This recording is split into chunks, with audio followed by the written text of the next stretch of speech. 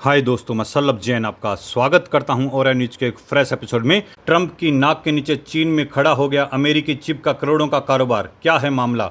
America में ban के बावजूद नावेदा की H100 और A100 जैसे पावरफुल AI चिप चोरी छिपे चीन में पहुंच रही हैं। चीन में इसमें सर्विस सेंटर भी खुल रहे हैं। आखिर क्या है मामला और कैसे चीन और ट्रंप की नाक के नीचे करोड़ों का कारोबार कर रहा है? क्या है मामला? 2022 में अमेरिका में नावेदा की H100 और A100 जैसे पावरफुल GPS चिप को चीन की बिक्री के लिए रोक लगा दी थी। ये चिप्स आर्टिफिशियल इंटेलिजेंस और मिलिट्री टेक्नोलॉजी में इस्तेमाल हो सकते हैं। इसी वजह से अमेरिका ने चीन में इस चिप की बिक्री को बैन कर दिया था, लेकिन इसके बावजूद ये GPU चिप्स किसी न किसी तरीके से चीन पहुंच रहे हैं।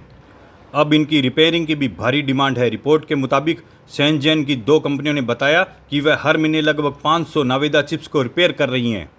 रिपेयरिंग का खर्च और तरीके: इन चिप्स को रिपेयरिंग का खर्च 10,000 से लेकर 20,000 युआन तक लगभग 1,20,000 से 2.5 लाख रुपए तक आता है। रिपेयरिंग में software testing, fan repairing, circuit board और मेमोरी चिप्स को चेक किए जाते हैं। इसके अलावा टूटे पार्ट्स को रिप्लेसमेंट की जाती है। क्यों है इतनी ज़्यादा डिमांड? AI मॉडल्स को ट्रेन करने के लिए H100 और A100 जैसे GPU बेहद ज़रूरी है।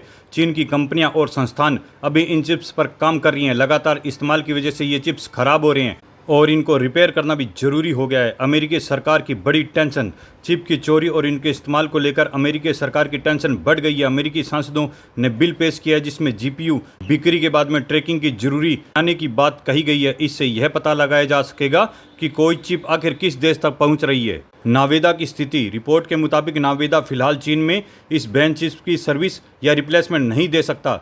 चीन में नए H20 चिप्स लॉन्च किए गए हैं जो बैन से बचे हुए हैं, लेकिन AI ट्रेनिंग के लिए उतने पावरफुल नहीं हैं जितने H100 चिप्स हैं। चीन में नावेदा चिप्स की रिपेयरिंग इंडस्ट्री तेजी से बढ़ रही है। इससे साफ है कि बैन चिप्स की तस्करी जोरों पर है। अमेरिका और चीन के बीच में टेक्नोलॉजी की जंग GPU के जरिए और तेज होती नजर आ रही है।